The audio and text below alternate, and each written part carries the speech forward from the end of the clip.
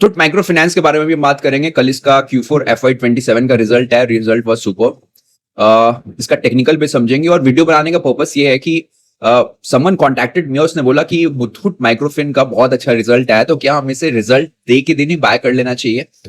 हम live chart देके समझेंगे ऐसा करना चाहिए या नहीं करना चाहिए। ठीक है, तो सबसे पहले ना हम चलते हैं, इसका पीपीटी देख लेते हैं। ठीक है, अभी देखो मुथूट माइक्रोफिन ने अपना एयूएम ग्रो कर लिया अप्रोक्स 14,000 करोड़ का इनका एसेट अंडर मैनेजमेंट है, विच इज लोन बुक, उसको आप ग्रॉस लोन बुक भी बोल सकते हो।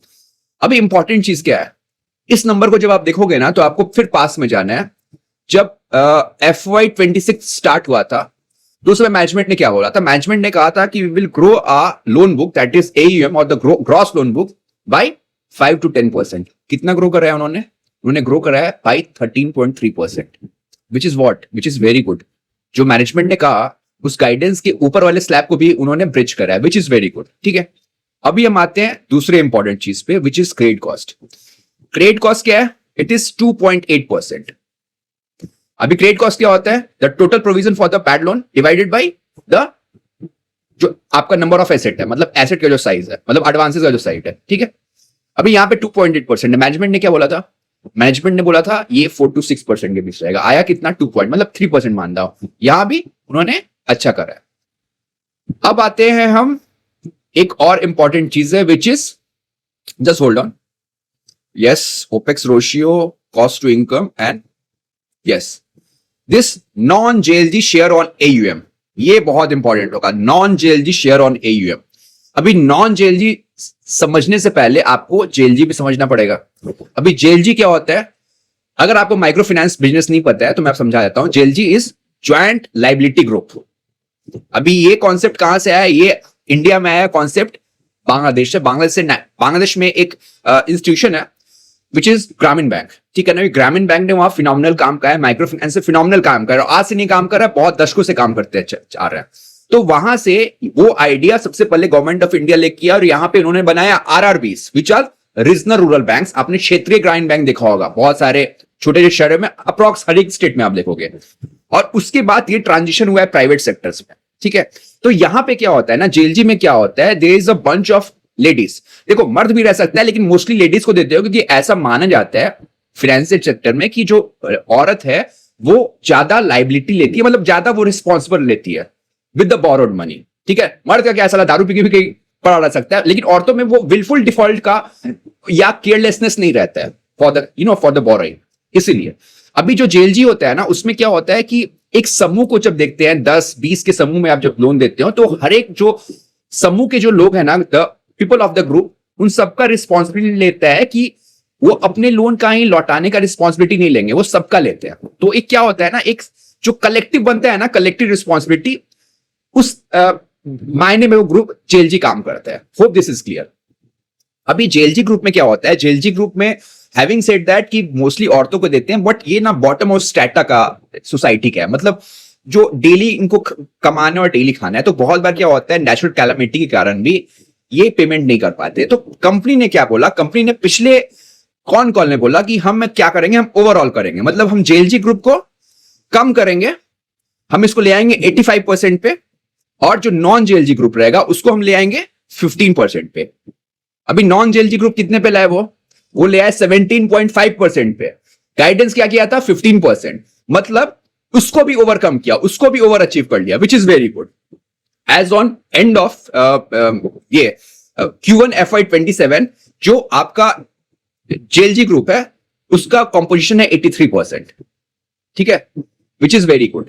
अभी हम समझ लेते हैं थोड़ा सा और बिजनेस स्लाइड समझ लेते हैं। देखो जो नॉन जेएलजी है ना, उसमें क्या क्या है, नॉन जेएलजी में इनका है एक मुथूट का ना स्मॉल इंटरप्राइजेस लोन। अभी स्मॉल इंटरप्राइजेस लोन क्या है, ये भी एक अनसिक्योर्ड लोन है, लेकिन यहां पे वही कस्टमर आता है जो ग्रेजुएट किया हुआ है जेएलजी लोन से। अभी जेएलजी लोन जैसे मुथूट ने लोन दिया, ठीक है, जेएलजी में, अभी वहां पे क्या होगा, वहां पे दो चीजें होंगी, या तो जो जिसने लिया है पैसा वो देगा, नहीं तो नहीं देगा, डिफॉल्ट करिए तो गया। जिसने दिया मतलब जो ग्रेजुएट हुआ उसको ही वो एक अनसिक्योर्ड लोन देते हैं इन द नॉन जेएलजी को, उसको कहते हैं स्मॉल इंटरप्राइजेस लोन।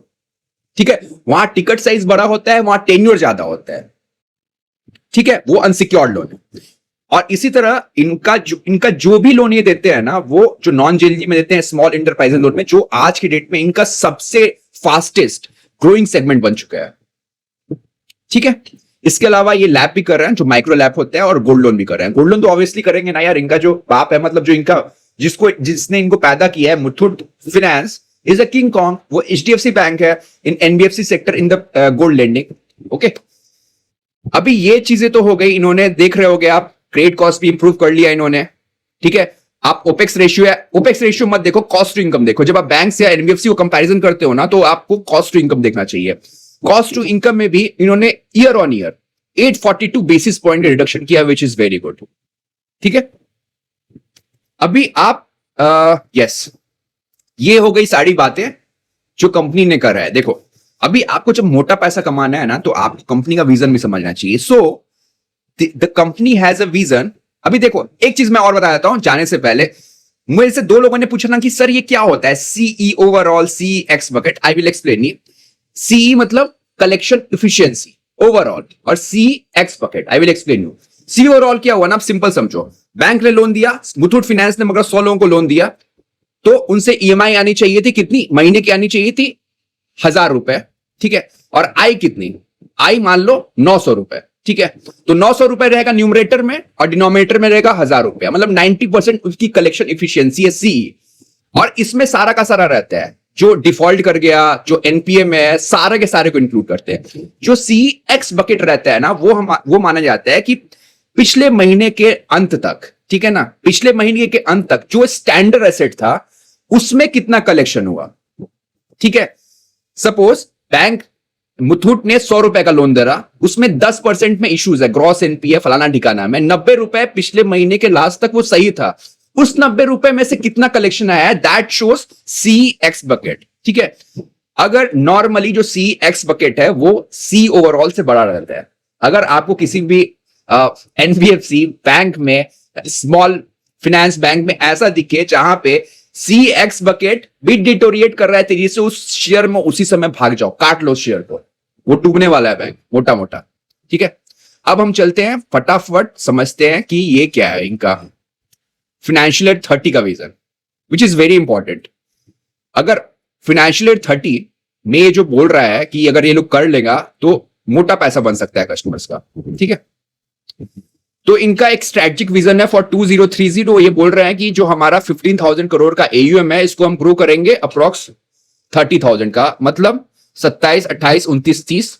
सो कितने का होगा कैगर ग्रोथ, ये होगा 21% का। बट यहां पे एक कैविएट है, इन्होंने बोला है कि फाइनेंशियल ईयर 27 में we will grow with the pace of 12 to 15%। Conservative, actually management उसका कॉन्जर्वेटिव बोलती है। और financial year 28 onwards we will जो हमारा पेस होगा वो हो जाएगा नॉर्थ ऑफ 20%, मतलब 23% के हिसाब से बढ़ना पड़ेगा, तभी ये 30,000 का रन रेट अचीव कर पाएंगे। ठीक है ना, आरओए हो जाएगा 5%। अभी कितना है for financial year at the end of financial year 26, वो है आपको 1.2 1.3%, वो हो जाएगा 5%। आरओए जाएगा 20%, अभी 4 या 5% का आरओए है। ठीक है, अभी आपने बचपन में पढ़ाई करा होगा जब कंपाउंड इंटरेस्ट निकालते हैं, ठीक है ना, तो उसमें एक प्रिंसिपल होता है, एक अमाउंट होता है। ठीक है, तो आप वो फॉर्मूला ले लो।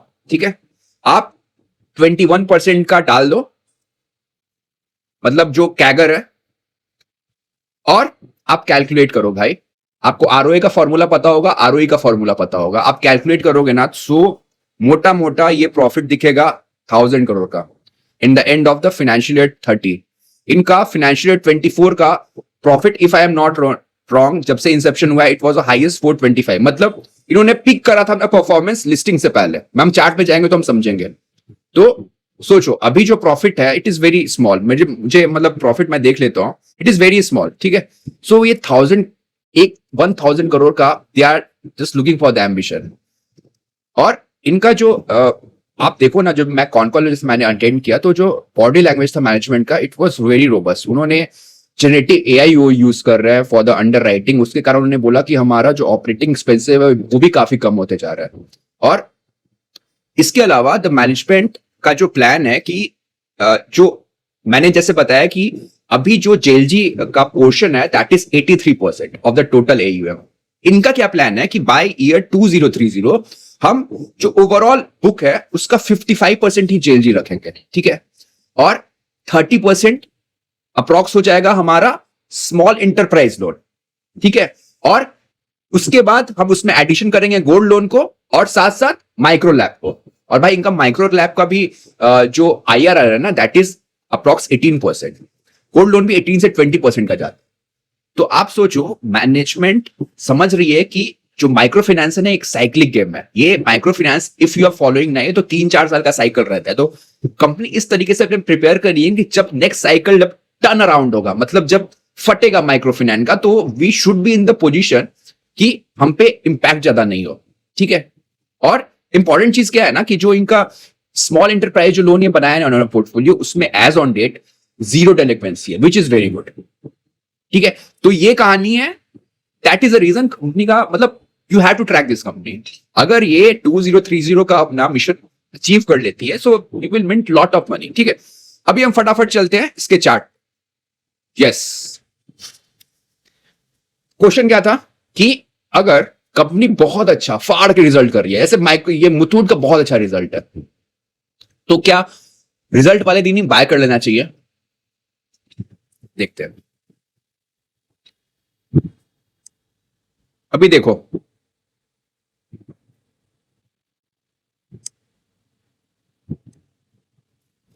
ध्यान से देखना, ठीक है। Muthoot micro finance is right now very close to the monthly resistance. एक तो यहां पे क्या है ना, ये कंपनी बहुत पुरानी नहीं है, इस कंपनी का लिस्टिंग हुआ था at the fag end of financial year 24, ठीक है। सो इस कंपनी में वीकली ब्रेकआउट आया, ठीक है। वीकली चार्ट पे स्टेज 1 और स्टेज 2 ब्रेकआउट आया, पर मंथली पे अभी तक आया नहीं है। And right now the stock price is very close to the monthly time frame का रेसिस्टेंस जहां पे सप्लाई है। So that is the first thing. अभी जहां पे सप्लाई है मैं वहीं पे क्यों खरीदूंगा? If the stock is good then I will buy on a retracement ना, ठीक है, समझा? That is the first thing. अभी हम एक और चीज देखते हैं, सुपर ट्रेंड देखो।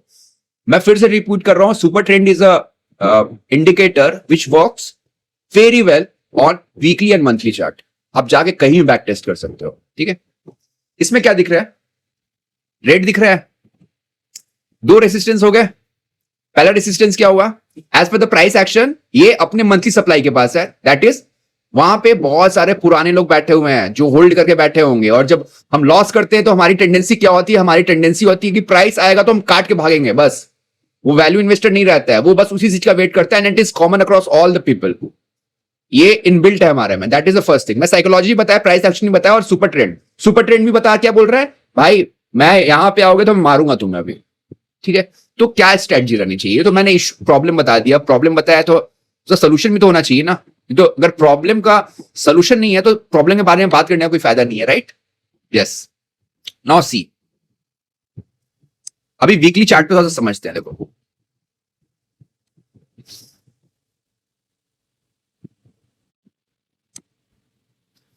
ये देख रहे हो आप, ये 1 2 3 4 और ये वाला देखो, ये क्या कहते हैं ना, these are trend line resistance.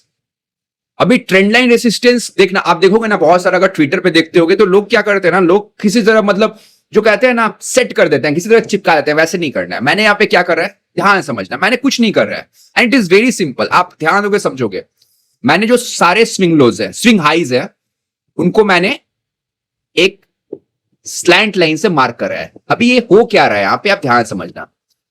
इसको टच करता है सेलिंग आती है, इसको टच करता है सेलिंग आती है, इसको टच करता है सेलिंग आती है, इसको टच करता है सेलिंग आती है, ठीक है। और ये वाला जो चार्ट देख रहे हो ना आप, जो ब्रेकआउट हुआ है इस ट्रेंड लाइन के ऊपर, it is also not very strong, robust chart नहीं है ये किसी तरह मर मरा के ना हो गया है, ठीक है।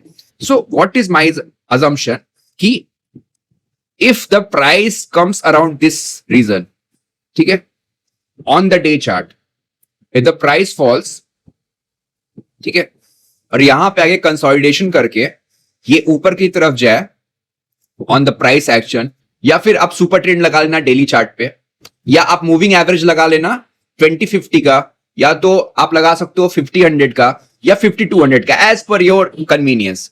और फिर अगर प्राइस ऊपर निकल रहा है ना, देन यू कैन एंटर।